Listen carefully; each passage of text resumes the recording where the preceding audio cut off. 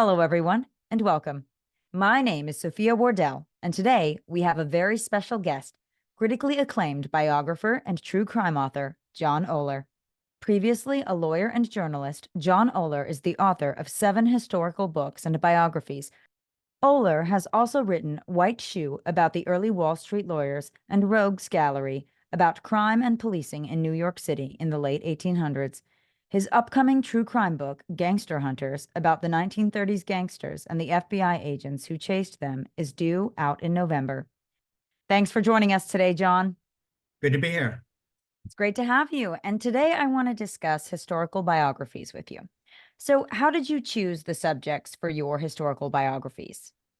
Well, in general, and I think this is probably true of each of the 3 I had written, I wanted someone who was famous in their time, but not so much today, and maybe to some extent forgotten. Maybe they had never had a biography written about them, and that was true of Jean Arthur, the film actress. Or maybe they had been written about their biographies about them, but none in many decades. That was true of Kate Chase, the Civil War socialite, and also Frances Marion, otherwise known as the Swamp Fox. So my job, as I viewed it, was to rescue them from relative obscurity and bring them back to life as vividly as possible, and explain what it was that made them famous and interesting in their time, and hopefully again in our time. Right. And what is your research process for uncovering new information or viewpoints about well-documented historical events or figures? Yeah.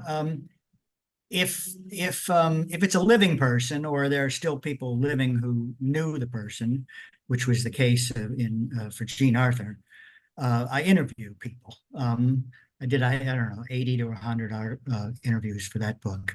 Wow. Now, if they're whether living or dead, I look at newspaper stories. Many of them are online now. Secondary sources such as books and magazine articles, hopefully some that have not been discovered by other authors. Primary research, as we call it, is very important. Diaries, letters, court documents such as divorce papers. The internet, of course, now is a rich source of material. And I also like to visit physical sites where the person lived, where they hung out, even where they died, where they're buried, to kind of give a sense of the person. That's very interesting. And obviously, especially with your background, how to do the research and make sure that something is historically accurate and just the facts align. How do you balance the factual accuracy with creating an engaging narrative for your readers? Yeah, I try to, of course, you always try to be accurate. That's the first rule. But I try to pick subjects, people where the facts and the story itself is engaging, so there's no need to hype it too much. Right. Let the facts speak for themselves, and hopefully those are interesting to people. And then focus on the more interesting episodes and periods of their life. Now, every life, even of famous people, has some boring patches. So you skim lightly over those and emphasize and focus on the more thrilling and interesting times.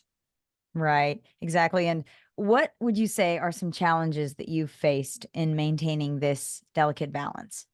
Yeah, what you'll find, especially if the person is, semi-famous or was famous at one time, which was true of all my subjects. Often there will be legends or myths about the person that sound really cool, but you have to resist the temptation to include them in the book if they're not factual. So often what I'll do in those instances is tell the reader the myth so that gain their interest, but then point out that it's not true, or it doesn't ring quite true, given everything else we know about the person and their times, or maybe there's a kernel of truth. So I'll explain how it may be partly true. For example, in the Swamp Fox, I told the story about how he originally allegedly got his nickname. But in fact, he was not ever referred to as the Swamp Fox during his lifetime. That came up much later. So I tell that story.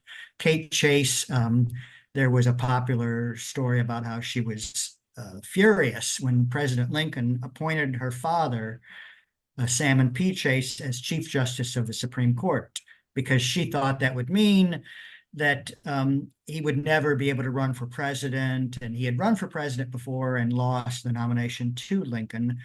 But in fact, as I state in the book, she was quite happy for him and quite happy for his appointment because that was the best job available to him at the time and the one he wanted.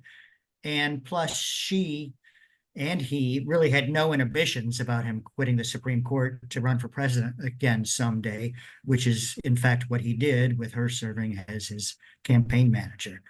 Sometimes there are movie myths, the Frances Mary and the Swamp Fox was loosely, very loosely, the source for the movie The Patriot by Mel Gibson. So in the book, I mention examples where The Patriot is more fiction than fact, although there may be, again, elements of truth to it. In my book, my upcoming book, Gangster Hunters, about the FBI men who chased the public enemies of the 1930s, I point out that the movie Public Enemies, starring Johnny Depp a few years ago, has so many inaccuracies, although, again, parts of it elements are true. So I think that's how you kind of engage the reader. You give them the myth, you explain the myth, and then you say how much of it is or isn't true, if any. Another challenge that you have are what I call black holes. There's some question you desperately would like to be able to answer, but there's just a total lack of evidence one way or another. For example, why did Jean Arthur never have any children? What was her relationship with her friend, Mary Martin, the musical theater actress, which was rumored to be more than a mere friendship? In some situations, you can ignore the question, or what I often do is present the various possibilities and offer my opinion as to which one makes the most sense, the most logical, given everything else we know. And in that case, you make clear that what you're presenting, again, in informed speculation or guesswork rather than settled fact. I think that's a fabulous answer, because I think as consumers, readers, viewers, we always assume that media, Hollywood, writers, that, we always are getting a fact from them. And I think that your creative liberties that you use are in your writing, and the actual facts you want to stick to, and give, if you don't have the actual fact, what could have been possible, what your viewpoint on it is after doing all your research. So I think that's fantastic. I think readers oftentimes get wrapped into a story that's not too true, and it'd be great Yes. to know a more realistic point of view. There's an old saying, don't believe everything you read in the newspapers. So Right, exactly. Well, John, thank you so much. This was wonderful insight on historical biographies. Thank you. Lastly, where can our listeners find and connect with you? On my author website, which is www.johnollernyc.com. That's all one word, johnollernyc.com. I'm also on Facebook and on LinkedIn. That's all the time we have for today. Thank you, everyone, for tuning in to today's interview with critically acclaimed biographer and true crime author, John Oller. Be sure to check out our website for more videos. Wishing you all a fulfilling and successful writing journey.